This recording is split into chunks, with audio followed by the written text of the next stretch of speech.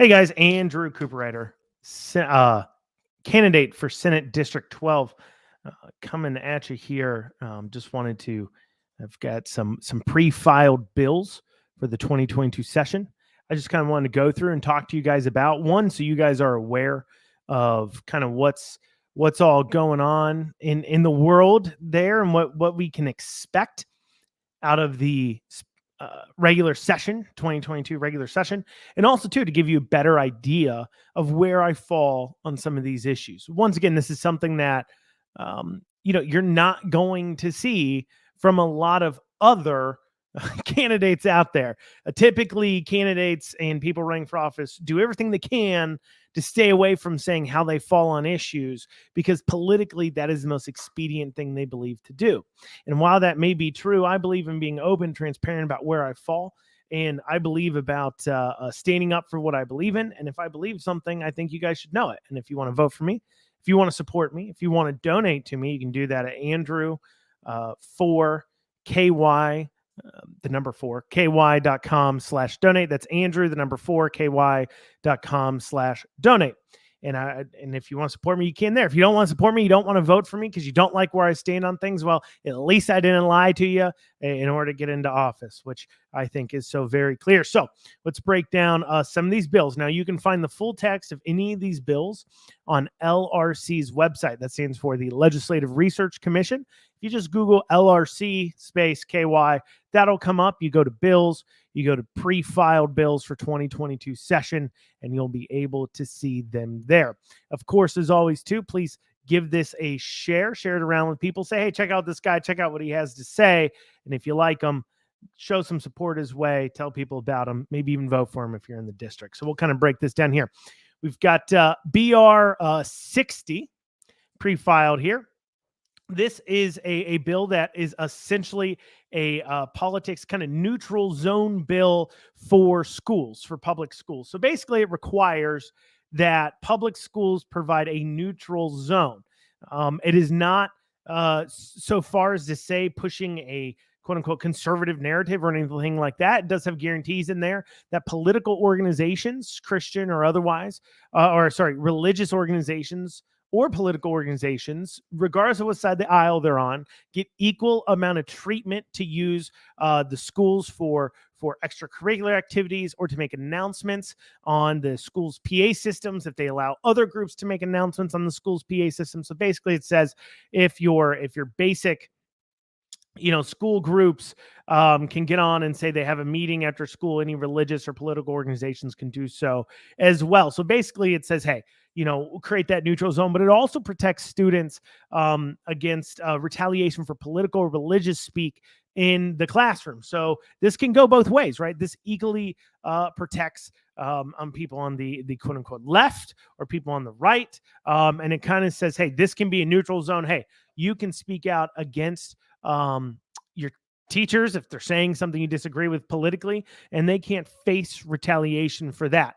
And so, because we know it's going to be very difficult to remove politics and the discussion of which out of the classroom, especially now when literally it affects every single day. I mean, when politics and law is dictating where you can work, who you can hire, whether or not you get that job, whether or not you're going to have police that respond to a call or what have you, when they have that ability, it has to permeate every single part of it as far as that goes. So that's just kind of how it works.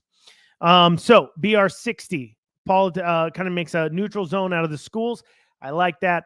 That's a pretty good bill. It's got a mess of sponsors on it. Fisher, Beckler, Hart, King, Maddox, Rayborn, Reed, White, Prunty. So you've got a mess of them. And this is key too. So as we go through these bills and I talk about who's sponsoring them, understand that what it means is this is giving the opportunity for a bill to be passed. However, this tells you where the rhino-iness comes into play. So when we're talking about legislators, I didn't mean to go off on this tangent here, but I'm about to. When we're talking about legislators, they fall into really 3 or 4 categories. We'll call them 4 categories. Okay. They fall into the quote unquote leadership categories, the people that are kind of controlling some of the flow. They have that control through whether it's the committee on committees, caucusing, controlling floor, how the floor works, getting to control things that are out of order using, something called Robert's Rules of Orders. If you haven't read that book, and things like that. And so basically what that is it's just a way that they kind of have control and leadership. And then you've got the people that actively support the same things leadership do. So, good and the kind of the rhino-iness or the non-conservative, cronyism kind of laws, or the things that you look at and you say, that's kind of crazy, and be outspoken about it. We're talking, these are some of your representatives, like for an example, Ed Massey be a good example, in the state house, where he literally isn't in leadership, but he proposes the kinds of cruddy things that leadership likes to be proposed and moved on, and the things that don't make a lot of sense for a quote unquote Republican to be doing, and actually actively even fights against things that Republicans will be doing. Now you ask yourself, why does leadership come out against these things that quote unquote Republicans should be doing? And the reason why is because, generally speaking, one, they're quote unquote business cronies as far as that goes, and this is mainly known through the Kentucky Chamber of Commerce. People in the political circles call them the Kentucky Chamber of Communism, because they are all about that big business, and that's only what they care about. They do not care about small business. They care about big business, and big business only. In fact, they're pushing for things like the mandates for employers and things like that. So employers that wanted to mandate you take a situation, they like mandating your employers take a medical treatment. If they want to do that, but they don't want to get the heat for it, they then use the Kentucky Chamber of Commerce to basically lobby it. Kentucky Chamber of Commerce was lobbying for increasing gas tax increase, for an example. So those are things. So you got that category of people. And then you've got this other category of people that don't actively work towards the things that the quote unquote establishment want done. They don't work towards them actively, but what they do, they even propose bills or jump on bills like this one, BR 60, that is a bill that would do something that Republicans want done. However, the minute that is the quote unquote establishment or leadership, whatever you want to call it, comes along and says, hey, don't do that, or they don't move it, they don't do anything, they're not loud about it, they don't try to push it through at all. And then you've got representatives, and there's very few, there's only 2 or 3 that fall into this category, that say, darn the torpedoes, we don't care about necessarily whether or not we're liked by the establishment or what have you. We don't care that they're going to try to maybe come after us. What we care about is doing what's right and getting done what's right. And that for that reason, we're not only going to just propose bills, but we're going to try to get some notoriety to these bills to get the public to push back on leadership and these other rhinos to try to get these passed. So people fall into all kinds of categories. So as you listen to some of these names, you won't recognize them necessarily because they're not very vocal. They would vote for liberty given the opportunity to on the floor, but they're not going to bend over backwards to do it. They care more about being in office than they do sacrificing for liberty. And then you have very few that care more about getting things done for liberty than they actually care about staying in office. And those are very, very few, and they're hard to come by. So anyways, BR 60, neutral zone politics, something that is loved, that probably the establishment will hate, because of course the school unions and school boards won't like it, because it takes away and can get them in trouble, opens them up to liabilities that maybe they don't want. And for that reason, they will say, no, we don't want that passed. So, well, it'll be interesting to watch. BR 65, that's got Rep. Reed, Beckler, Decker, Huff, Thomas Huff, Maddox, and Rayborn on that one. That one is essentially no passports there. No, you know what for. I'm on Facebook, so if I say the word, they'll downgrade me. Go ahead, and guys, as I'm going through this, please don't be afraid to hit that share button. Share it in several places. Let people know we're out here. So BR 65, which means that no thing passport, the thing with the medical treatment that people are firing people over. So this says that you can't have that, and make sure that you cannot be denied things that are publicly funded or majority publicly funded. Basically, your tax dollars, you can't be paying tax dollars for something that then you can't take advantage of. I'd take this one step further. I'd take it to the airlines and say, our road fund dollars, just about every airport's owned by the government, and our road fund dollars go towards paving those tarmacs. If you're going to be an airline and I'd love to see a bill that says this, and we might even talk to a few reps that I and senators that I know and I talk to about getting this bill done, that says that if an airline puts in place a mandate on the passengers that they have to have, the thing in order to fly, they have to pay a special charge, maybe to Kentuckians, to the state, to pay for the tarmacking, because the tarmacs in the airports. They got to pay an extra amount because we, the taxpayers, are paying for those things. But if you're denying chunks of us access to that, but we're paying for it, you shouldn't be able to do that. And so that's something that actually I would be in favor for. And I've talked about to help push back on these airlines at the state level, push back on these airlines, possibly requiring that for passengers to fly, saying, hey, listen, you got to pay a special charge for that because now you're denying taxpayers that are subsidizing your business through airports and runways access to your services. So there you go. BR 69, that's the no CRT bill. That one's got a whole mess of people on there. We got Lockett, Baker, Beckler, Callaway, Decker, Dotson, Pfister, Gooch, Hart, Huff, Thomas Huff, Kim King, Kirk, McCormick, Miller, Prunty, Rayborn, Tate, Thomas, Wesley, and White. That's a lot of sponsors. That bill might actually move with that many sponsors, but I notice I'm not seeing Miles. I'm not seeing McCoy. I'm not seeing Osborne. I don't know if this one moves. I don't know if it does. Despite all that on there, who knows if they will have the guts to move this and stand up to the school unions at the leadership level. But I hope this one moves. We've had some hearings about it. It's big across the nation. People are campaigning on it nationwide. Maybe, just maybe, we might be able to get this Republican supermajority to actually move on it. And of course, from the Democrats, we have we teach in CRT, saying, hey, no, we're teaching that CRT. Of course, that's put out by Attica Scott.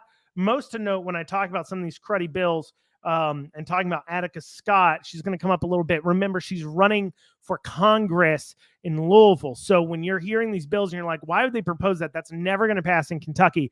Remember, she's trying to run for higher office. So a lot of this is just political theater in order to make a point or to say, I supported something, or I tried to do something, or look at me in order to run for Congress. So once again, just wasting your taxpayer dollars on things, because when they propose a bill, they got to put a bill forward to LRC. LRC's got to read through it and try to find where it may conflict with other bills and basically help craft the bill, do a double check on the bill. They might change up some of the terminology and send it back to you to look at, and then you file it with the committee on committees. All that costs money. It costs your taxpayer dollars, and they're spending that to get political wins so they can sit there and say, look what I did. And, I'm not saying we should necessarily regulate that. I'm just saying that it's a bill that's not going to go anywhere. We're certainly, the Republican, so-called Republican supermajority may vote to against CRT, but they're definitely not voting for it. I can tell you that much. So that's not going to go anywhere.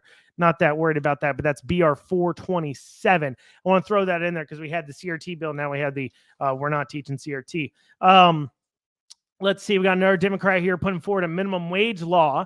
What he does here is he broke up employers into two sections: small employers and large employers. Small employers are less than 25 employees. Large employers are more than 25 employees. How the labor market works, it doesn't matter who you're regulating. It's not like because when you get down to it, and we'll kind of basically over between now and 2026, so over the next 4 years, they'd raise the minimum wage for small employers to $12 an hour and large employers to $15 an hour. But the way labor markets work, it's going to be $15 an hour anyways. And I ask you guys, with the raise in labor, as it's been already raising massive percentages, now real labor, of course, not, because it once again proves that raising everybody's wage will cause inflation. And at the end of the day, you don't want to make more money. You want to buy more things, meaning that you need your dollars to go further.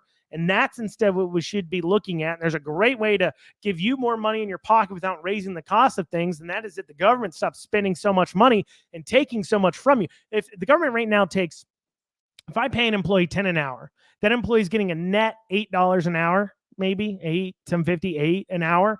and I'm paying in payroll taxes and costs to do that about $12.50 an hour. That is $4.50 an hour of money going to a person making right now taking home $8 an hour. If the government just cut down half of what they were taking, it wouldn't cost me $1 more. It wouldn't cost the employee. We wouldn't have to raise the cost of things, and the employee could be taking home $2 more an hour if the government just cut the amount they're taking in half. $2 more an hour in their pocket. That's a 25% raise without raising the cost of anything at all. And they could be doing that, but they're not doing that. Instead, they're doing things like this because, of course, the issue is the employers aren't paying enough. The issue can never be that government is literally making 50% of what an employee does off of their labor, without having to do anything. I mean, once again, remember the government's spending $26,000 for every man, woman, and child in Lexington. That's at the state.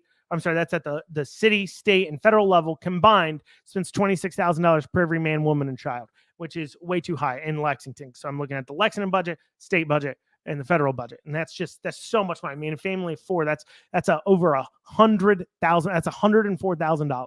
Literally, if the government didn't take any in taxes, you could hire 2 people to do everything around your house. Okay, that put that in perspective. But anyways, he raises the minimum wage up to $15 an hour. I don't know if that goes anywhere or not. I mean, this is weird. You're not hearing a lot on minimum wage right now. And the reason why is because wages are skyrocketing already. And what we're finding out is that when you play around with the labor market, and Joe Biden actually said this, he said, we'll raise the wage one way or another. And they're not doing it through law. What they're doing it through is by putting so much free money out there that forces the wages up. But the problem is it's caused so much inflation that real wages has actually shrunk because you can't buy as much. Your dollar doesn't go as far.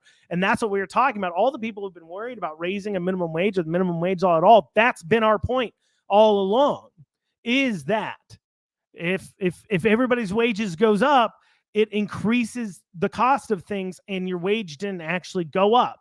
It's not worth it, and it just causes inflation, which is what we're seeing now. BR 106 is a no mandate, no shoddy shot mandate for public or places receiving public funds. That's BR 106. That's a big push. That's Maddox's bill originally. It's got a lot of sponsors on that one. We got Maddox, Hart, Baker, Banta, Beckler, Callaway, Decker, Dotson, Fisher, Pfister, Huff, Regina Huff, and Thomas Huff. Lawrence, Lockett, Rayborn, Tate, Wesley, and White. That's a lot of sponsors. You think it'd go somewhere. I am still not convinced, even with that many sponsors, it goes anywhere. I mean, that's 1, 2, 3, 4, 5, 6, 7, 8, 9, 10, 11, 12, 13, 14, 15, 16, 17, 18. That's 18. Almost 20% of the House is sponsoring this bill. I still don't know if it goes anywhere, but we'll see. We'll see if they make any moves on it. BR 133 is a term limits bill. I'm sometimes a little split on term limits. I think definitely at the federal level, term limits is necessary, not just because it's not as much about corruption or things, but if you understand the federal level, even congressmen, they have a staff, they have a large staff, and that staff is taxpayer funded. And that staff, some of that staff's job is something called constituent services, which is basically like a campaign group. I mean, that's essentially what they're doing. I mean, their whole goal and job is to interact with the public, be a representation of their boss, or let's say, so the person who's in office, the representative or the congressman, and to represent that person to the public and to basically help get their name out there more and to make them seen more, which means if somebody's running against them constantly, they have to overcome that constant public presence that's being paid for by the taxpayer. So I see some value there in term limits, definitely at the federal level. The local level, where you don't have that staff, you don't have those constituent services, and you don't have that much taxpayer money going into it, where basically it's a senator or house rep has them, and then they get a legislative system that basically just helps them sift through their emails and have communications. That's it. Otherwise, it's just them in their district representing themselves. I don't know if term limits necessarily accomplish a whole lot, or if they're necessarily as necessary. I think there might be some limitations what the parties do. Maybe, I don't know. I'm like I said, I'm splitting term limits definitely at the state level on if it's a good idea or bad idea, because obviously we don't want good representatives pushed out while we still need them. But at the same time, at the federal level, with the amount of money being spent by taxpayer dollars to keep somebody in office through things like those constituent services, I definitely see value in term limits there for sure. BR 154, that is a bill to about transgender sports, essentially saying if you're biologically born a male, you play in male sports, or biologically born a female, you play in female sports. That's BR 154. Now, these aren't all the bills that are pre-filed. I'm just going through kind of the important ones, highlight ones. There's some interesting other ones too as well that maybe if you want to go look at on LRC's site, you can feel free to. BR 171, that's a gun sanctuary state. That's got Bray, Banta, Pfister, Huff, Reed, and Weber on that one. That is nullifying federal gun laws. Basically, it prohibits the enforcement of federal ban or regulation of firearms. So that's a pretty solid bill there. BR 209, I threw in here just because I thought it was kind of dumb. I thought it was a dumb law, and I'll tell you why. So basically, it says this law would make it to where anytime you turn on your windshield wipers at all because of precipitation, you have to turn on your headlights. Okay, which is silly because sometimes you're just getting a light sprinkle and you turn on your windshield wipers and then it turns on your headlights, and it just seems like another essentially a fine or a tax on drivers for almost a silly reason. When it's downpouring rain, a lot of people throw on their lights anyways. I understand it's hard to say, well, when your windshield wipers are moving at such speed, but when it's sprinkling out, you shouldn't be pulled over for not having your headlights on. That's just why I thought it was kind of a silly law. BR 275 is to take away half-day kindergarten. So essentially, it'd make kindergarten full day every day. For kids there, a lot of times people skip kindergarten. I know my dad skipped kindergarten when he was in school. I don't know if any of you guys did. I don't know if that is a great idea or not. I think it's certainly an interesting requirement to say the least. That's BR 275. Attica Scott coming in with another bill that's going to go nowhere. BR 322. That is a UBI bill. So it's to create a universal basic income of $1,000 per month for every Kentuckian. That's right. $1,000 a month for every Kentuckian. Of course, there's a slight income requirements, right? But the point is that it's a universal basic income, which is a terrible idea. And it's a terrible idea. One is I've priorly thought that if we took away all other welfare programs, every single other one, and just at UBI, we'd actually save money because we'd save money on administrating it. We'd save money on all these other things. The problem is government can't be trusted, and government would just raise UBI, or they'd throw everything in back. They'd take it away, then throw it back in because they'd get the grand idea to do it. If we could just say, okay, we're going to have a UBI, that's it, and no other welfare programs, it actually would probably save us money. But once again, government can't be trusted. So let's not go down that road. We can't trust them with that. If only government could be trusted to control themselves and do the right thing, we would be able to do a lot more things. But of course, they're throwing a UBI in, $1,000 per person a month. That is, of course, atrocious. BR 353, particularly proud of this one. We've been pushing for this one heavy.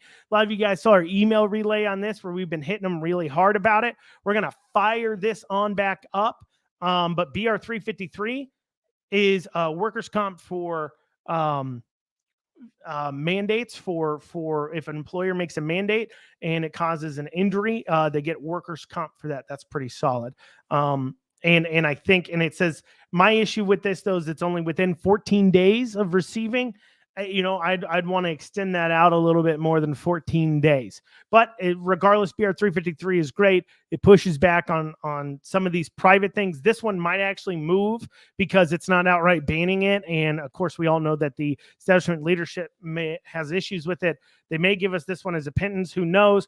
But the key thing is a matrix retroactive to help fight these mandates going on now. So we're going to be firing up that push back here soon, and especially with this bill coming out. And I tell you what, it's got tons of sponsors on it, Scott, because of the pressure we've been putting on it. This bill only originally had 1 or 2 sponsors when it was first proposed. We're able to grow that up, and we've got Rayborn, Maddox, Baker, Beckler, Callaway, Decker, Dotson, Huff, both Huffs, Lawrence, Lockett, and Bratcher on that one. So that's BR 353. That's a pretty solid bill. BR 440, cops in schools. I only bring this up because in Louisville the other day, they had their school board meeting, to which ended up being dismissed, and police had to get involved because there was great arguments broken out over this, where, of course, the BLM rabble-rousers, I guess you'd call it, I don't know what else to call it, the BLM group, of course, did their performative things where students of color, people of color, POCs, I guess they're called, would fear for their lives in school because, of course, a public resource officer is just going to pull out a gun and start shooting everybody up in there because, that's what they're led to believe. The stats don't lead that way. Of course, the police behavior shows that that's not the case, but that's what they've decided to say. They say resource officers keeping people safe is a bad idea because you'll die from the cop. Let's ignore the fact that people are being literally shot in drive-bys while waiting on the bus in Louisville, but whatever. Last but not least, BR 826, the I Want to Kill Babies bill. That's, of course, by two Democrats putting that up there, that essentially says it is the right of an individual in Kentucky to terminate a pregnancy whenever they want to. So there you go. I want to, it doesn't matter if it's about to be born. What matters is that they can terminate whenever they want to. So there you guys go. Just want to run through a few bills, give you some idea where I stand on it, what I thought about them, gives you guys a better chance to get to, of course, know me, know what I'm about. Like I said, if you'd like to donate, you can at Cooper or Andrew, ANDREW, number 4, KY.com/donate. Share this out there too as well. Thank you guys so incredibly much. Have a great day.